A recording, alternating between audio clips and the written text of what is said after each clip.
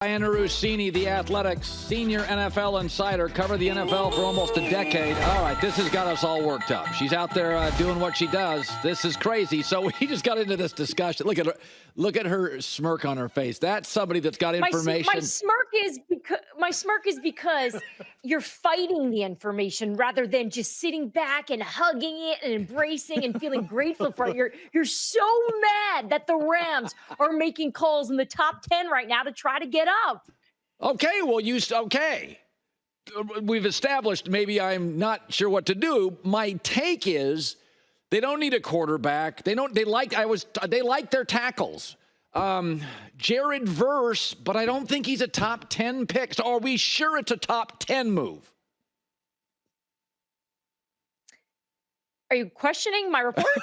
Yes, Colin. I wouldn't put it out there if it wasn't true. It's my job, right? So it's accurate. So they've been working the phones trying to move up because, as you know, when it comes to the draft, there's a lot of organizations with the philosophy, if you love a guy, you go get him, and you do what it takes. And there's obviously a player that Sean McVay is in love with right now, and they are willing, for the first time since 2016 with that first-round pick, move up to go get that guy. So we don't know who that's going to be just yet, but, we could probably go through it all. I can tell you, I do not believe this to be a quarterback, right? So there have been some people that have thought that maybe this is a direction they would go with Matthew Stafford getting older, and perhaps there being a need there in the backup position. But I don't really believe that's the direction they're going in, especially knowing the other quarterback situations that are happening at the top of the draft. So my guess was Jared Verse. I mean, they need an edge rusher, and they don't need to tackle a quarterback, and they've got two receivers. My guess is Brock Bowers, the tight end from Georgia, who Greg Cosell said an hour ago is the best he's ever seen on tape. Greg Cosell is not hyperbolic. So my take is Tyler Higbee got hurt in the final game. They went and got a backup from Seattle. Tyler's expensive. You don't want to pay tight ends a lot of money. That is my guess. I know you can't say and everything like that, but I'm just doing process of elimination. They need an edge. I know they're interested in tight end. They would get a receiver, but this is a receiver-rich draft. They don't need a tackle. Jared Verse they like, but he'll be available at 14. That's my guess. Okay, so there we go. I think it would make sense if they're going to make this kind of move to go after an offensive type player, knowing Sean probably wants another toy there.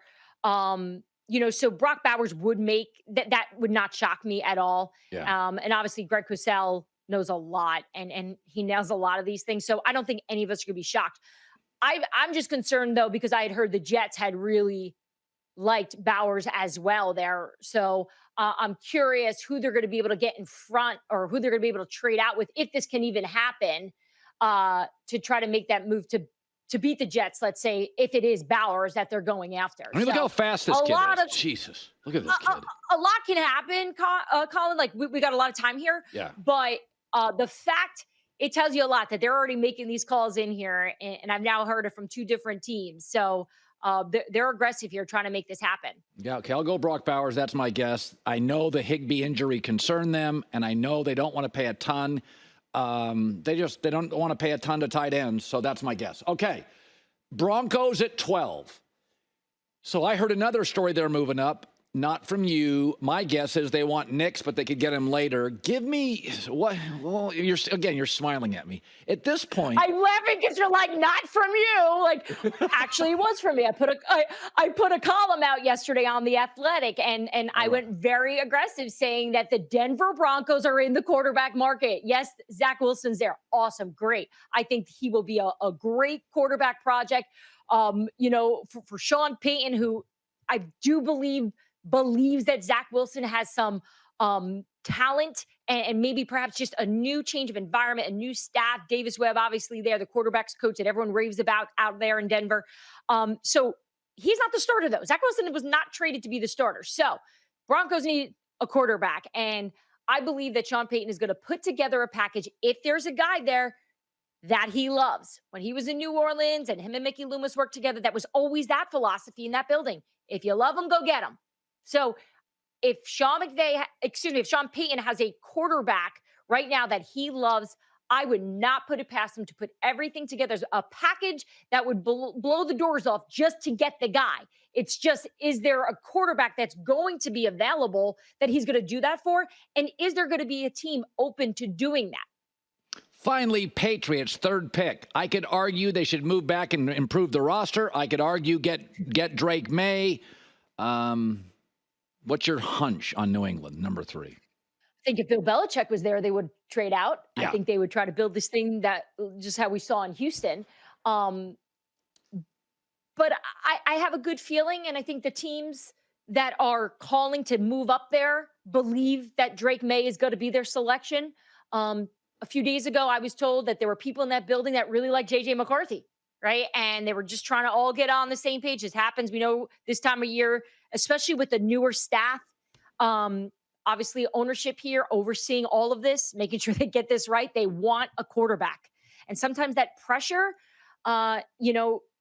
why take any risks of missing out on getting a quarterback to move out to try to get back up and take that risk of not getting back up? And that's the problem. And that's really where I'm sensing some anxiety from a lot of different teams right now that are in the quarterback market. Nobody wants to get boxed out. So it's going to be really interesting to see who's going to be the first team to trade out.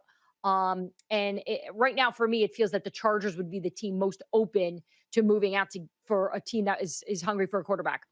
All right. Senior NFL insider, The Athletic. Don't get so mad at me. I'm not mad. The Rams, this is aggressive. This is less as being aggressive. And so to me, to do that move, you're not getting Caleb and you're not getting Harrison. So we have 3 players that are considered all-time talents. Caleb is an all-timer. Harrison's an all-timer. Brock Bowers is an all-timer. Rest of these guys are, Joe Alt's good. He's not Trent Williams. We got 3 all-time talents. Sean's not moving up for a guy who's good. He's not getting Caleb, and he's not getting Harrison. So my guess is Georgia. Okay. He's in love. Yeah, well, you know what happens when you're in love. What happens? Tell me. Starry eyes, you go crazy, you know. Well, look, they're aggressive. Look, they're just making those calls, right? It doesn't mean anything's done. It doesn't mean it's going to happen. But the fact that they're poking around and apparently pretty determined to get in there tells you they got a plan. Good stuff. Great seeing you as always. Great seeing you. Love seeing you guys. Thanks for having me. All right. Hi, everybody. It's me, Uncle Colin. Subscribe here to get the latest from the herd, including exclusive behind-the-scenes videos and more, wherever you may be, however you may be watching. Thanks again for making us part of your day.